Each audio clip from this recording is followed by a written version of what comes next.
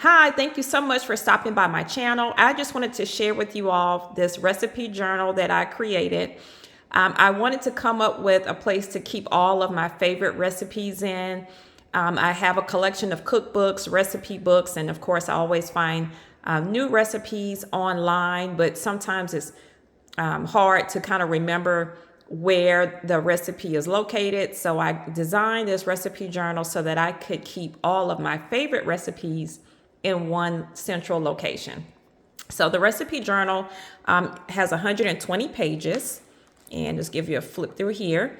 And you basically just list, the name of the recipe, the ingredients. There's a section for prep time, cook time, directions and notes for each recipe. And just you can journal any notes here, but I just thought this was a neat idea to keep all of the recipes in one location.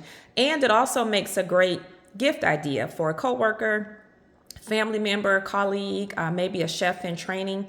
If you know someone who likes to try new recipes and they just need to kind of keep everything in one location, this will be a great gift idea. So just wanted to share.